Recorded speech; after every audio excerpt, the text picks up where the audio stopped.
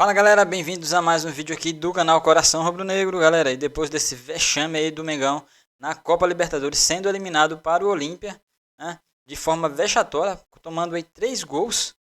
E, cara, para um time muito mais fraco do que ele, um elenco inferior do Flamengo, eliminado de forma vergonhosa. Vou trazer para vocês aqui a galera do Linha de Passe, né, da ESPN Brasil, falando aí sobre tudo o que culminou nessa eliminação do Flamengo hoje. Não só desse jogo de hoje, mas dos jogos anteriores que o Flamengo já vem tropeçando, já vem jogando mal, vencendo alguns aí por um gol, empatando com times aí fracos para ele, né, de menor expressão. E o Linha de Passe vai comentar sobre tudo o que rolou no jogo, no que culminou essa eliminação do Flamengo na Copa Libertadores para o Olímpia. Mas antes de ver o vídeo, eu quero pedir a você que ainda não é inscrito, que se inscreva no canal, deixe o seu like no vídeo e também ative o sininho da notificação para não perder nenhuma notícia do Mengão, galera, que nós estamos aqui trazendo todas as notícias aí do clube mais amado e mais querido do Brasil, o nosso Mengão. Então vamos ver aqui a galera do Linha de Passe aí, da ESPN Brasil. Que o Olímpia entraria jogando muito fechado, com uma linha de 5 lá atrás, tirando todo e qualquer espaço do Flamengo, e o Flamengo demorou a encontrar uma solução. Acho até que encontrou no início do segundo tempo, ali com a mudança do Gerson caindo para o lado esquerdo, o Bruno Henrique centralizado, mas foi pouco, né? Foi pouco o placar no Rio de Janeiro, como comprova a partida de hoje. E hoje, mais ou menos a mesma coisa, porque todo mundo sabia que o Olímpia, até por conta desse contexto todo, começaria o jogo do jeito que começou, né? Botando aquela pressão, o Flamengo não soube aproveitar todo o espaço que o Olímpia deu, porque o Olímpia deu muito espaço no primeiro tempo para os contra-ataques. Acho que o Bruno Henrique foi o jogador mais acionado, foi aquele que levou perigo ainda na primeira etapa, mas você não teve, por exemplo, o Wesley fazendo a mesma coisa do lado direito, né? Os outros jogadores, como disse, acho que foi o Pedro, eles acabaram não aparecendo, né? Então você tem um Gabigol praticamente nulo na partida toda, o Arrascaeta tentando, mas também errando. Então foi um Flamengo que tecnicamente mais uma vez esteve abaixo também. E aí acho que o mais inaceitável de tudo você sabe da força do Olímpia nas bolas alçadas na área. O Olímpia, dos 5 gols que fez no final de semana contra o Guarani, fez 4 pelo alto. Na hora que o Arce faz as substituições, que coloca 2 caras muito fortes na bola alçada na área, nas bolas aéreas, você sabe que você tem que redobrar a sua atenção nesse tipo de lance. E foi assim que o Flamengo tomou os 2 gols da virada, os 2 gols que classificaram o Olímpia, como bem ressaltou o Léo, um deles de um jogador de 1,74 m que nem sequer precisou sair do chão. Então é muito erro de todo mundo, e eu assino embaixo o que disse o Breler também. É claro que tem muito erro da diretoria, e esses talvez sejam os principais, porque a gente está falando de uma diretoria que não consegue, no fim das contas, fazer valer o poderio financeiro que tem, né, todo o dinheiro que tem à disposição, e tem porque trabalhou bem financeiramente para isso, né, isso vem da gestão Bandeira, é sempre bom lembrar, mas tem dinheiro para contratar, contrata, mas mesmo assim a gente vê muitas decepções. O Flamengo teria condições de dominar de fato o futebol sul-americano pela diferença que tem do seu elenco para os demais e não consegue. Mas não é só erro da diretoria, é óbvio que tem erro do treinador, como eu disse na transmissão, a gente conta nos dedos os jogos em que o Flamengo teve a cara que o Sampaoli deseja que o Flamengo tenha, né? O jogo contra o Grêmio é um exemplo, talvez os outros 2 jogos contra o Fluminense na Copa do Brasil, mas a gente conta nos dedos, e erro dos jogadores, acho que foi o Breyer também que ressaltou, o Felipe Luiz muito mal hoje, mas muitas falhas individuais na marcação, nas bolas aéreas, os jogadores que tinham que criar não criam, essa coisa do time não conseguir ter a intensidade que tem que ter em determinados jogos também é inexplicável. Então, claro que tem que sobrar para todo mundo, né? Tem muitos méritos do Olímpia? Tem, mas quando você tem a diferença técnica tão grande entre 2 equipes, eu acho que você vai ter que sempre olhar demais para os deméritos do time que perde. A derrota é tão... Fala, Léo, desculpa. Não, sabe o que me deixou muito claro que o Flamengo estava completamente perdido? A reação do Olímpia após o segundo gol. Que pensa o seguinte, você não é favorito no confronto, tá? Você faz o mais difícil, que é criar a situação de ir para os pênaltis, que já era uma situação que você não imaginava estar. O ideal seria, cara, respira, Não, o Olímpia sentiu, cara, vai sair o terceiro. Ele sentiu a fragilidade do outro lado A gente também. tava até na maquiagem ali, né, Bini, no Breiler, e tá falando, cara, o jogo tá pro terceiro gol do Olímpia. Então, assim, como é que o próprio Flamengo não deu um jeito de respirar ali, Entregue, completamente de ser o time mais malicioso nessa hora também? É um time experiente, é um time cascudo. experiente, Poxa. capaz de administrar, né? O Jean cita muito bem o início do segundo tempo, e ele já falava na transmissão, tem um problema com o Gerson ali não ajudando o Felipe Luiz. O Felipe Luiz tem uma atuação muito ruim, mas está muito desprotegido no primeiro tempo. Ele inverte. O Maia começa a cair um pouco mais para a esquerda, o Gerson vai um pouco mais para a direita, depois ele se movimentou bastante. Corrige minimamente isso no início do segundo tempo e avança um pouco o bloco de marcação. O que você pensa é, agora o Flamengo vai minimamente... O Flamengo não conseguia, nem com ajuste ali, que tem uma mínima melhora de segundo tempo, o Flamengo não consegue apresentar nada.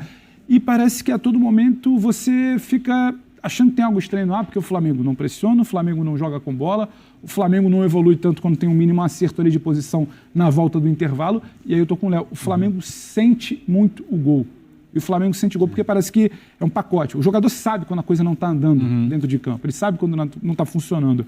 O Bruno, eu acho que a gente pode tentar falar que ele é o que se salva ali na atuação, mas eu acho que também explica... Thiago Maia com boa vontade. Tinha campo para o Bruno.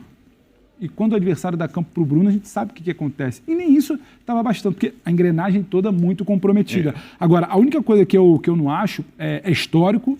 Eu acho que o tom tem que ser um pouco acima da cobrança interna do Flamengo. Agora, o Flamengo veio semeando isso aí. O Flamengo, quando a gente para aqui e fala a defesa não é confiável ainda, tentou arrumar o time de trás, de frente para trás, se questiona. Tem um problema, sim, de gestão de departamento de futebol, porque não dá para aceitar coisas do futebol. Não dá para aceitar quando o atacante quase sai na mão com o vice de futebol numa semana. Na semana seguinte, o preparador físico dá um soco na cara do centroavante. E essas coisas vão se acumulando. E, assim, isso acontece uma coisa... A diretoria não é culpada pelo soco que o preparador físico dá no rosto do Pedro. Agora, essa falta de comando, esse ambiente permissivo, que você chega nesse limite, alguém não está olhando. E aí você olha para a estrutura de comando do futebol do Flamengo, é uma estrutura que aparece pouco para falar o que tem que ser falado, aparece muito para apresentar jogador, aparece muito para fazer post em rede social, dizendo teve poucos fogos, ou para tirar foto. Então, assim, falta esse comando de futebol do Flamengo. Em 2022, o Arrascaeta vai te salvar, o Everton vai achar uma bola pela direita quando você está jogando pior e o Gabigol vai chegar finalizando. Em algum momento, o Dorival vai fazer 2 meses de trabalho para salvar um planejamento. Só que isso não vai acontecer todo ano. Em algum momento, a sua concentração vai estar um pouco mais baixa, porque ela já vinha se apresentando mais baixa em muitos momentos da temporada. Só para te passar, o Flamengo passou a ser um time onde os bons jogos são exceção. Então, são eu exceções. falei, o jogo contra o não é Grêmio é uma exatamente exceção. o time de Copa. E hoje é desafiado uma máxima. O Flamengo já tem uma campanha ruim na fase de grupos. O Flamengo já não tem uma atuação tão boa no jogo de ida. Perde Pedro, pro Alcas. Vai, Vitor. Eu por conhecer esses jogadores e por entender a capacidade deles, eu nunca duvido desses caras, jogadores do Flamengo. Da capacidade deles de ganharem jogos, obviamente, dentro do nosso cenário sul-americano. Mas eu acho que esse jogo, ele para mim, tem que ser enxergado de uma maneira muito maior do que simplesmente você achar agora o time pode se recuperar.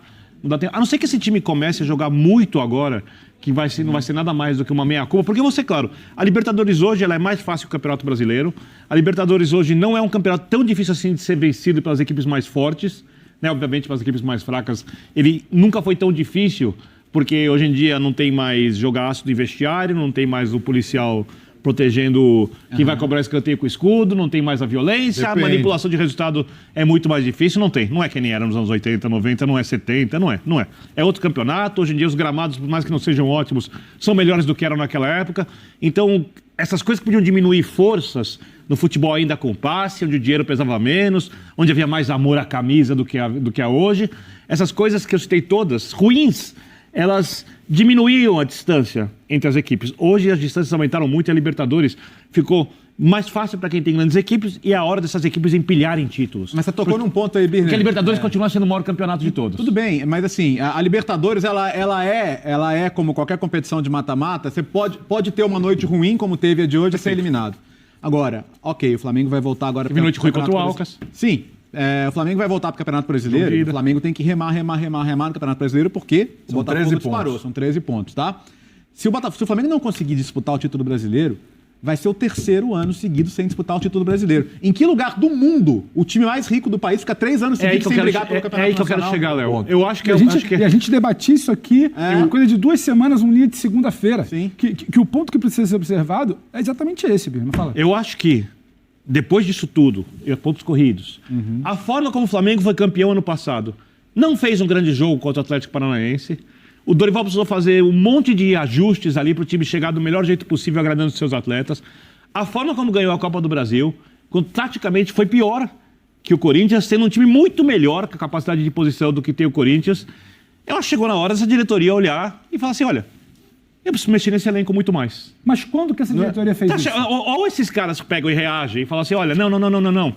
Nós fechamos, vamos fazer a maior quantidade de pontos possível no Campeonato Brasileiro. Agora, ele tem tanto mais, ele tem um elenco tão superior que pode parecer estranho você dizer, poxa, mas vocês estão falando que o Flamengo não faz valer a superioridade financeira que tem, sendo que ele ganhou, por exemplo, no ano passado a Libertadores e a Copa do Brasil? Sim, a gente está dizendo. Porque, na verdade, o Flamengo, ninguém discute o número de títulos. E acho que a diretoria, ela se vale do número de títulos para maquiar o seu mau trabalho. Pode parecer uma loucura, porque você vai falar, bom, se está ganhando um monte de título, o trabalho é bom. Não, eu acho que se o Flamengo tivesse uma gestão esportiva competente, se o Flamengo soubesse de fato o que fazer com o seu dinheiro, o que fazer com os seus treinadores, o que fazer e como administrar e como gerir os seus jogadores, provavelmente a gente não estava falando só de mais títulos do que o Flamengo vem conquistando nos últimos tempos, e ele vem conquistando muito, mas a gente estaria falando também de títulos conquistados de maneira indiscutível, se fizesse valer, né? Se toda a superioridade técnica do elenco fosse vista dentro de campo. E não foi o que a gente viu, por exemplo, nem no ano passado, na final da Libertadores, nas finais da Copa do Brasil, né? Quer dizer, existe um problema de gestão esportiva, de alguma maneira maquiado pelo bom gerenciamento financeiro que permite ao Flamengo contratar grandes jogadores, mas a gente sempre tem que olhar para o potencial, né? Para o que poderia ser e para o que é.